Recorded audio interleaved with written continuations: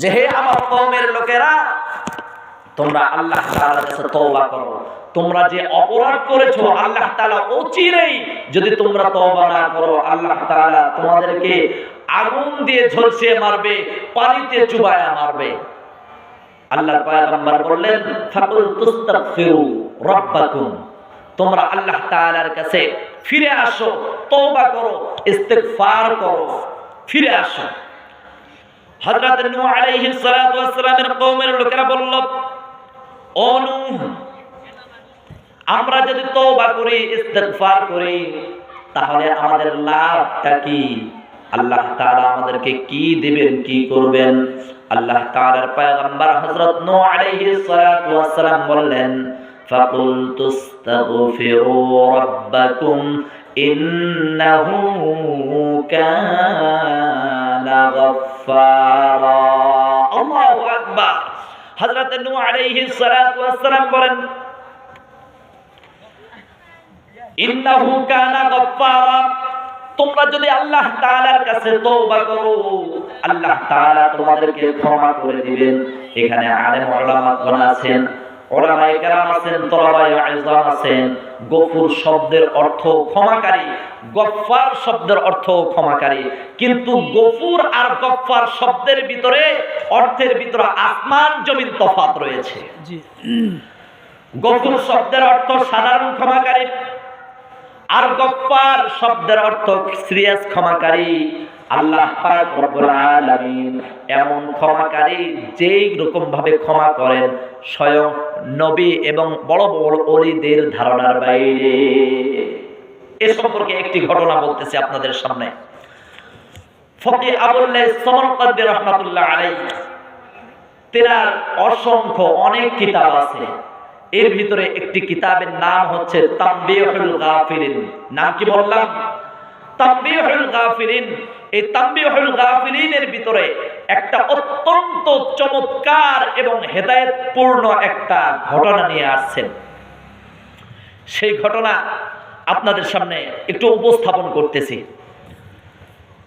বিশ্বনবী সাল্লাল্লাহু আলাইহি ওয়াসাল্লামের জীবন দশায় এক লোক রাস্তা দিয়ে যাচ্ছে, এক যুবক রাস্তা দিয়ে যাচ্ছে, অঝোর নয়নে কাঁদতেছেন। হযরতে ওমর ফারুক রাদিয়াল্লাহু তাআলা আনহু তিনি রাস্তার মধ্যে বসা। এমন সময় ওই লোকটারে চোখের মধ্যে পড়ে গেল, অঝোর নয়নে কাঁদতেছেন। আচ্ছা বলেন তো দেখি, হযরতে ওমর ফারুক রাদিয়াল্লাহু তাআলা লোকটা নরম না গরম? গরম। নরম না গরম? গরম। কারণ যার ব্যাপারে আল্লাহ তাআলা অন্যান্য সাহাবীদের ব্যাপারে আরহামু উম্মতি, আরহাম শব্দ ব্যবহার করেছেন, আর ওমর রাদিয়াল্লাহু তাআলা আনহুর ব্যাপারে আসাদুহুম ব্যবহার করেছেন। তিনি অত্যন্ত দ্বীনের ব্যাপারে খুব কঠোর ছিলেন।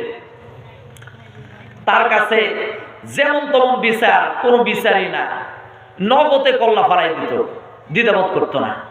যাই হোক, সেদিকে আলোচনা যাচ্ছে না। এই যুবক অঝোর নয়নে কাঁদতেছেন।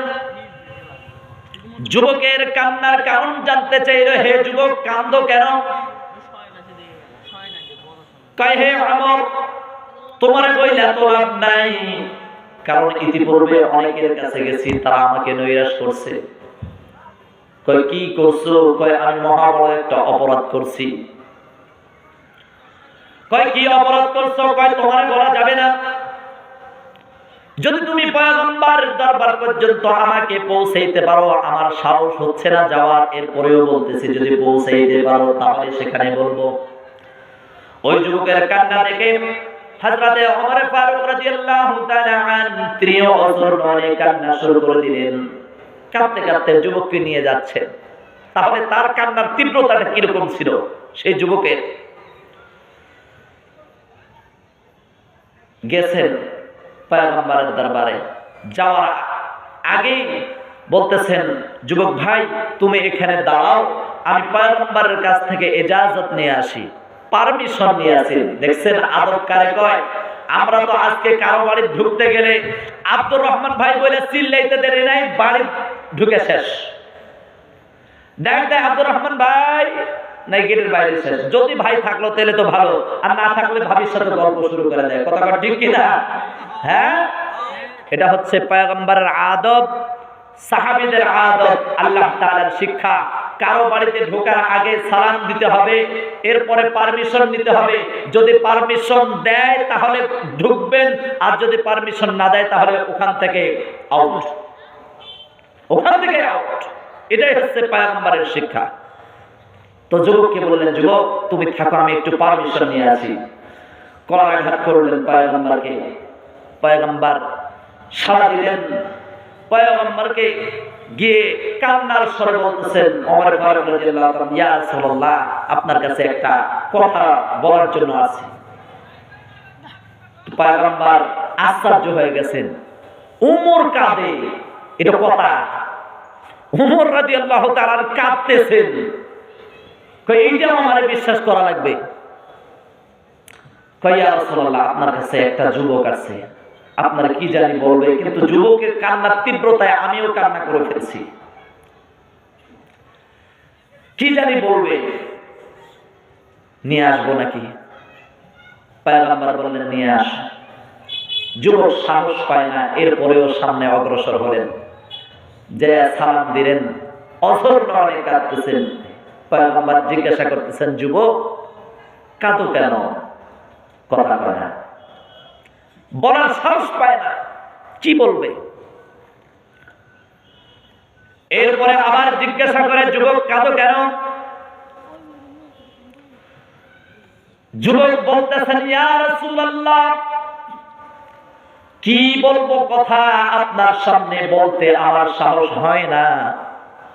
আমি এত বড় জঘন্য অপরাধ করেছি, আল্লাহ তাআলা আমাকে ক্ষমা করবেন না। কয়, বলো তো দেখি তুমি কি করছো? যুবক অঝর নয়নে কাঁদতেছেন। আল্লাহর পয়গম্বর জিজ্ঞাসা করতেছেন, ও যুবক, হাল কতালতু নাফসা, তুমি মনে হয় মানুষ খুন করছো? কয়, লা ইয়া রাসূলুল্লাহ, আমি মানুষ খুন করি নাই। কয়, হাল আশরাকতু বিল্লাহ, তুমি মনে হয় আল্লাহর সঙ্গে শিরক করেছো? কয়, না ইয়া রাসূলুল্লাহ, আমি শিরকের মতো কাজ করি নাই। এবার যুবক বলা শুরু করলেন, ইয়া রাসূলুল্লাহ, আমি একজন লাব্বাস, কাফন চোর। এই মদিনার আশেপাশে যত যুবক যুবতী মানুষ দুনিয়ার থেকে বিদায় হয়ে যায়, যখন তাদেরকে কবরস্থ করা হয়, আমার কাজ হলো তাদের কবরটা খনন করে সেই কাফনের কাপড়টা চুরি করে সেইটা বিক্রি করে আমার জীবন জীবিকা নির্বাহ করি। এটা হলো আমার কাজ, পেশা। কিন্তু আজ থেকে কয়েকদিন পূর্বে এই মদিনার অলিতে গলিতে একজন যুবতী আনসারী মহিলা, অত্যন্ত পরমা সুন্দরী, মদিনার ভিতরে মনে হয় এত সুন্দরী মহিলা আর নাই, এরকম একটা সুন্দরী যুবতী মহিলা দুনিয়া থেকে বিদায় হয়ে গেল। তাকে কবরস্থ করার পরে মানুষ যখন চলে গেল, রাত্রিবেলা আমি চান্স নিলাম সেই কাফনটা চুরি করার জন্য। কবর খনন করার পরে আমি কাপড়ের কাপড়টা এক টান দিয়ে কবর থেকে উঠে আসলাম। উঠে আসার পরে কিছু দূর যখন অগ্রসর হলাম, এমন সময় কে যেন ডাকে, হে যুবক, তুমি কই যাও? তুমি যে কাপড়ের কাপড়টা নিয়েছো একবারও কবরের দিকে তাকাইছো নাকি? মনে মনে বলতেছে, আমি তো কবরের দিকে তাকাই নাই। কয়, দেখো, তাকিয়ে দেখো, একটা পরম সুন্দরী কবরের মধ্যে শায়িত। তোমার জিন্দেগিতে এরকম সুন্দরী রমণী তোমার কিসমতে জুটবে না। একবার দেখে আসো। সে আওয়াজের সঙ্গে সঙ্গে সে পিছন দিকে তাকালো। পিছন দিকে ফিরে কবরের সামনে যায়, দেখে, আহ, কি সুন্দর পরমা সুন্দরী একটা নিথর দেহ পড়ে আছে। এবার আওয়াজ আসলো, হে যুবক, তোমার সময় চলে যায়, এই যুবতী রমণীর সাথে তুমি বেবিচারে লিপ্ত হতে পারো, তোমার কেউ বাধা দিবে না। নাউজুবিল্লাহ। শয়তান তারে ওয়াসওয়াসা দিচ্ছে, হে যুবক, এইরকম রমণী সুন্দরী মহিলা তুমি আর জীবনে পাবা না, তোমার চান্স চলে যায়, তুমি তার সাথে জেনায় লিপ্ত হতে পারো। ইয়া রাসূলুল্লাহ, আমি শয়তানের ঢোকায় পড়ে সেই মৃত মহিলার সঙ্গে জেনায় লিপ্ত হলাম। যখন আমার কাজ শেষ, কবর থেকে উঠে আসতেছি, এমন সময় আমার মনে হলো পিছন পাশ দিয়ে সেই মহিলাটা, সেই যুবতী মহিলাটা ডাকতেছে, হে যুবক, তুমি এই কি কাজ করলে? আমার শরীর নাপাক অবস্থায় তুমি ফেলে গেলে, কিয়ামতের ময়দানে আল্লাহ তাআলার দরবারে নাপাক অবস্থায় উঠানোর ব্যবস্থা করে দিলে, হায় হায় তুমি এটা কি করলে? ও পয়গম্বর, কি বলবো কথা, তখন থেকে এই আওয়াজটাই আমাকে তাড়া করে বেড়াচ্ছে। আমি মনে হয় বিশাল বড় পাপ করেছি, যেটা আল্লাহ তাআলা ক্ষমা করবে না। পয়গম্বর তার কথা শুনে না, যুবকের কথা শুনে বলতেছে, আফসোসের স্বরে বলতেছে, আসলেই তো তুমি বড় গুনাহ করেছো। যুবক আর দেরি করে নাই, কারণ যুবক জানে পয়গম্বর হচ্ছে মুজিবুদ দাওয়া। পয়গম্বরের জবান থেকে যদি আমার ব্যাপারে শব্দ বের হয়, তাহলে আমার কোনো উপায় নাই। যেহেতু পয়গম্বর বলেছেন, তুমি তো বড়ই গুনাহ করেছো। আর যুবক দেরি করে নাই, দৌড় দিয়ে দিয়ে একটা জঙ্গলের ভিতরে যাইয়া কাটায়। এপাশে পয়গম্বরের কাছে একদিন নয়, 2 দিন নয়, 40 দিন আল্লাহ পাক রব্বুল আলামিন ওহী বন্ধ করে দেয়। একে একে 40 দিন অতিবাহিত হয়ে যায়। 40 দিন পর জিবরাইল আমিন আসছে, আয়েশা সালাম দিচ্ছেন, আসসালামু আলাইকা ইয়া রাসূলুল্লাহ। সালাম বিনিময় হলো। জিবরাইল আমিনকে জিজ্ঞাসা করতেছেন, ভাই জিবরাইল, এই 40 দিন আসো নাই, আল্লাহ তাআলা ওহী পাঠায়, বুঝে আসলো না? কয়, ইয়া রাসূলুল্লাহ, আজকে ওহী নেওয়ার জন্য, ওহী দেওয়ার জন্য আমি আসি নাই। আজকে আল্লাহ তাআলা আমাকে কয়েকটা প্রশ্ন করার জন্য পাঠিয়েছেন। প্রশ্ন নাম্বার 1, ইয়া রাসূলুল্লাহ, আপনি বলেন তো দেখি, এই পৃথিবী কুল কায়নাত কে সৃষ্টি করেছেন? পয়গম্বর আশ্চর্য হয়ে গেলেন, ভাই জিবরাইল, এটা কেমন কথা? সব তো আল্লাহই বানিয়েছেন, আল্লাহই সৃষ্টি করেছেন, এটা আবার বলা লাগবে নাকি নতুন করে? এরপরে জিবরাইল আমিন বলেন, ইয়া রাসূলুল্লাহ, সকল মাখলুকের রিজিকের দায়িত্ব কার? আটলান্টিক মহাসাগরের তলদেশে যে একটা ছোট্ট পোকা, এইটার খাদ্য কে দেয়? কয়, সব তো আল্লাহই দেয়।